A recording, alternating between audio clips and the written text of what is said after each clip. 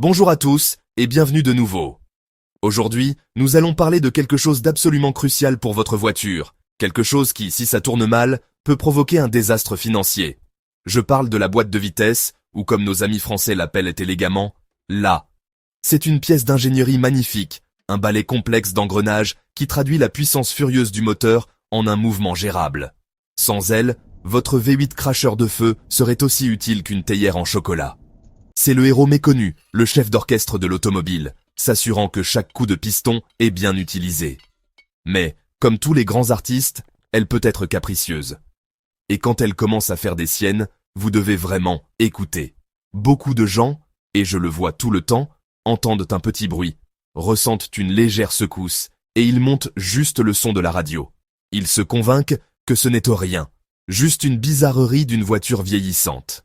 C'est, et je ne saurais trop insister là-dessus, une erreur catastrophique. Ignorer les murmures d'une boîte de vitesse en difficulté, c'est comme ignorer un lion qui grogne dans votre salon. Tôt ou tard, ça va devenir très bruyant, très désordonné et très cher. Donc, dans cette vidéo, nous allons examiner les 5 signes révélateurs que votre boîte de vitesse appelle à l'aide. Ce ne sont pas de simples petits désagréments, ce sont des avertissements urgents de la mécanique de votre véhicule. Y prêter attention pourrait faire la différence entre une réparation relativement simple et une facture qui vous fera remettre en question vos choix de vie. Nous allons détailler ce qu'il faut rechercher, ce que cela signifie et pourquoi vous ne devez absolument pas l'ignorer.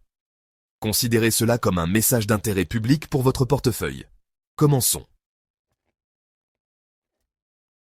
Bien, signe numéro 1, et c'est un gros, une sensation de grincement ou de tremblement lorsque vous changez de vitesse. Maintenant, si vous conduisez une manuelle, vous pourriez occasionnellement avoir un petit craquement si vous êtes maladroit avec l'embrayage. On est tous passés par là. Mais ce dont je parle, c'est un son constant, horrible, comme du gravier dans un mixeur, chaque fois que vous bougez le levier. C'est la voiture qui vous crie sa souffrance mécanique. Ce n'est pas une caractéristique, c'est un appel désespéré. Cela indique souvent un embrayage usé ou, plus grave, des synchroniseurs endommagés ou usés. Ces petits anneaux qui aident à égaliser la vitesse de vos engrenages pour un passage de vitesse en douceur. Ce sont les héros méconnus d'une transmission manuelle, et quand ils lâchent, c'est le chaos. Dans une automatique, cela se manifeste un peu différemment. Vous ne ferez pas le changement vous-même, mais vous le sentirez. La voiture pourrait trembler ou donner un à-coup violent en passant d'une vitesse à l'autre, comme si elle faisait une petite crise. C'est une sensation profondément désagréable, comme si la voiture se battait contre elle-même. Cela pourrait être un problème avec les trains épicycloïdaux ou le convertisseur de couple. Dans les deux cas, manuel ou automatique, ce grincement ou ce tremblement est l'équivalent mécanique d'une personne qui crie « J'ai mal ». C'est un signal clair et sans ambiguïté que des pièces métalliques très importantes et très complexes ne jouent plus bien ensemble. Vous ne devez pas l'ignorer. Faire comme si de rien n'était est la pire chose que vous puissiez faire. Chaque fois que vous forcez ce changement de vitesse et que vous entendez ce craquement, vous êtes en train de limer l'intérieur de votre boîte de vitesse. Vous transformez de petites copeaux métalliques en de plus grandes copeaux, qui circulent ensuite dans le système, causant encore plus de dégâts. C'est un cercle vicieux d'autodestruction. Ce bruit, c'est le son de votre argent qui se transforme en poussière métallique. Donc, si votre voiture grince et tremble, ce n'est pas qu'elle développe du caractère. C'est qu'elle développe un problème très coûteux qui nécessite une attention immédiate de quelqu'un qui sait ce qu'il fait. Passons maintenant à notre deuxième signe, des vitesses retardées ou qui patinent. Celui-ci est particulièrement déroutant car on a l'impression que la voiture a développé sa propre volonté, et une volonté paresseuse et indécise. Vous appuyez sur l'accélérateur, vous vous attendez à ce que la voiture s'élance avec détermination, mais au lieu de cela, rien. Il y a une longue pause, lourde de sens. Le régime moteur monte, faisant beaucoup de bruit, mais vous n'avancez pas plus vite. Puis, avec un coup sec et brutal, la vitesse s'enclenche enfin et vous bondissez en avant. C'est ce que nous appelons un engagement tardif. Et c'est un symptôme classique d'une boîte de vitesse qui est sur le point de rendre l'âme. C'est comme poser une question à quelqu'un et qu'il vous regarde fixement pendant 10 secondes avant de répondre. Plus alarmant encore, c'est quand la vitesse patine. Vous roulez tranquillement, sans vous soucier de rien, et soudain, la voiture sort de sa vitesse et passe au point mort. Le moteur hurle, la puissance disparaît, et vous êtes en roue libre. Ce n'est pas seulement gênant, c'est incroyablement dangereux. Imaginez que cela se produise pendant que vous dépassez un camion sur une route très fréquentée. La voiture vous lâche au pire moment possible. C'est une trahison totale de la part de la machine à laquelle vous êtes censé faire confiance. Cela peut être causé par une multitude de problèmes internes, des bandes d'engrenage et des embrayages usés dans une automatique, aux problèmes de tringlerie dans une manuelle. Qu'il s'agisse d'un retard ou d'un patinage complet, le message est le même. La boîte de vitesse ne parvient pas à retenir la puissance que le moteur lui donne. Les composants internes, qui sont censés s'emboîter et transférer cette force, sont usés, fatigués et ne peuvent tout simplement plus faire leur travail. C'est un problème qui ne se résoudra pas tout seul. En fait, il ne fera que s'aggraver progressivement, devenir plus fréquent et plus dangereux. Chaque fois qu'il patine ou hésite, une usure supplémentaire se produit. C'est un signe clair que les mécanismes internes sont compromis et qu'une panne catastrophique pourrait être imminente. Passons au signe numéro 3, et, celui-ci concerne tout ce que vous pouvez entendre. Les voitures font du bruit, c'est un fait. Le rugissement glorieux d'un moteur, le doux ronronnement des pneus sur le bitume, ce sont de bons bruits. Mais votre boîte de vitesse devrait être pour la plupart silencieuse. Quand elle commence à apporter ses propres contributions, non sollicitées, à la bande-son de votre voyage, vous devez vous inquiéter. Je parle de bruits de gémissement, de cognement ou de bourdonnement qui semblent venir directement dessous vous. Ces sons sont le vocabulaire de l'échec de la boîte de vitesse, et vous devez apprendre à les traduire. Un gémissement, qui change de tonalité lorsque vous passez les vitesses, est un signe classique.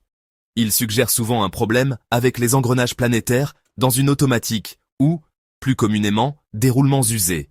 Considérez-le comme une plainte constante et aiguë. Cela vous dit que quelque chose tourne qui ne devrait pas, ou tourne avec beaucoup trop de friction. Un cognement, surtout lorsque vous passez en marche avant ou arrière, est un autre mauvais présage. C'est un son métallique et dur, comme si quelqu'un laissait tomber une clé dans un seau. Cela indique souvent de graves dommages internes, peut-être une dent d'engrenage cassée ou un problème avec les joints universels. Ensuite, il y a le bourdonnement. C'est un bruit plus subtil, mais non moins sinistre. Cela peut être le signe de joints internes défaillants ou de roulements qui sont en train de lâcher. L'essentiel est que ce ne sont pas des bruits de fonctionnement normaux. Votre voiture ne devrait pas ressembler à une maison hantée ou à une bétonnière. Ces bruits sont la preuve audible d'une détresse mécanique. Si vous entendez l'un de ces bruits, n'espérez pas qu'ils disparaîtront. Baissez la radio, écoutez attentivement et essayez de localiser d'où cela vient. Si cela vient du tunnel de transmission, il est temps de prendre rendez-vous avec votre mécanicien. Le signe numéro 4 est un signe que vous ne remarquerez peut-être pas en conduisant, mais plutôt après vous être garé. Vous retournez à votre voiture et vous voyez une flaque d'eau en dessous. Maintenant, en été, une petite flaque d'eau claire est généralement juste de la condensation de la climatisation et c'est parfaitement normal. Mais si cette flaque est d'un rouge vif, ou parfois d'un brun foncé, ou même noir, et qu'elle a une odeur légèrement sucrée et huileuse, alors vous avez un problème.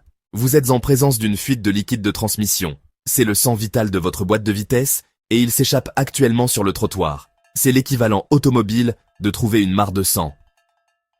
Le liquide de transmission est un liquide miracle. Dans une automatique, il agit comme un liquide de refroidissement, un lubrifiant, et le fluide hydraulique qui permet réellement les changements de vitesse. Dans une manuelle, c'est une huile pour engrenage lourde qui maintient tout lubrifié et refroidi. Si le niveau devient trop bas, toutes sortes de choses terribles commencent à se produire. La boîte de vitesse commencera à surchauffer, les composants grinceront les uns contre les autres sans lubrification adéquate.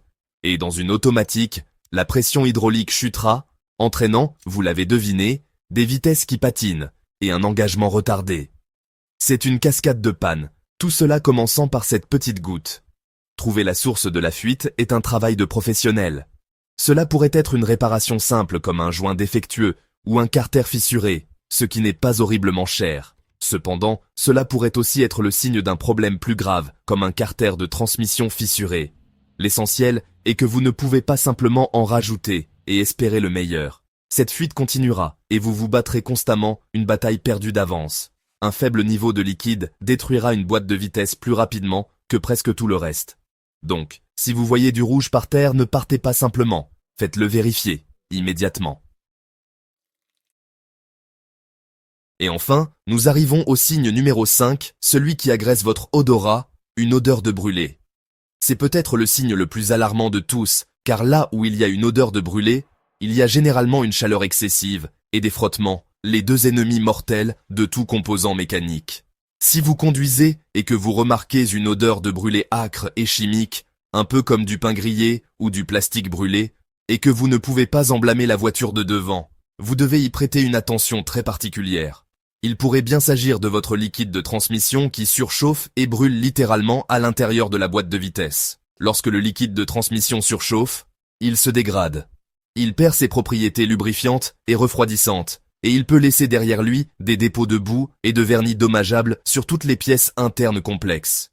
C'est souvent une conséquence d'un autre problème, comme une fuite entraînant des niveaux de liquide bas, ou si vous avez fait beaucoup de remorquage lourd, ce qui exerce une immense pression sur le système.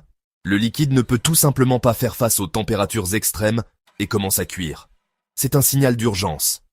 La boîte de vitesse vous dit qu'elle est dans un état critique de fusion. Dans une voiture manuelle, une odeur de brûlé, souvent comparée à celle d'un tapis brûlé, peut également être le signe d'un embrayage gravement usé ou qui patine. Le matériau de friction sur le disque d'embrayage brûle littéralement, alors qu'il ne parvient pas à adhérer correctement au volant moteur. Quelle que soit la source, une odeur de brûlé n'est jamais une bonne chose dans une voiture. C'est un signe que quelque chose crée beaucoup plus de friction et de chaleur que ce pourquoi il a été conçu. Ignorer cela, c'est comme ignorer le détecteur de fumée dans votre maison. Cela indique un processus de destruction actif et continu qui mènera à une panne catastrophique si rien n'est fait. Voilà, vous avez les 5 signes. Grincement, patinage, bruits étranges, flaques mystérieuses et cette horrible odeur de brûlé. Ce sont les 4 cavaliers de l'apocalypse de la boîte de vitesse. Ce ne sont pas des allusions subtiles, ce sont des klaxons, des sirènes de raid aérien, des avertissements assourdissants que quelque chose ne va pas fondamentalement avec l'une des pièces les plus complexes et les plus chères de votre voiture. Je sais qu'il est tentant de repousser, d'espérer que c'est un coup de chance qui se résoudra comme par magie. Mais les voitures ne fonctionnent pas comme ça. Les problèmes mécaniques ne font que s'aggraver. Et dans le cas d'une boîte de vitesse, ils deviennent exponentiellement plus chers. Mon conseil, et je ne saurais trop le souligner, est le suivant. Si vous remarquez l'un des signes dont nous avons parlé aujourd'hui, ne tardez pas. Ne consultez pas votre ami au café, ne cherchez pas une potion magique sur Internet. Amenez votre voiture chez un mécanicien qualifié et digne de confiance, et faites-lui diagnostiquer le problème correctement. Dites-lui exactement ce que vous avez entendu, ressenti et senti. Plus vous pouvez lui donner d'informations, plus vite il pourra identifier le problème. Il pourrait s'agir de quelque chose de relativement mineur qui peut être pris en charge tôt. En fin de compte, être proactif est la clé. Ce bruit étrange qui coûte quelques centaines de dirhams à réparer aujourd'hui pourrait être le son d'une reconstruction complète de la transmission coûtant des milliers dans un mois. Une intervention précoce est votre meilleure et unique défense contre une facture de réparation qui vous videra les poches. Votre voiture communique constamment avec vous. Il vous suffit d'apprendre à parler son langage. Merci d'avoir regardé, conduisez prudemment et écoutez votre voiture.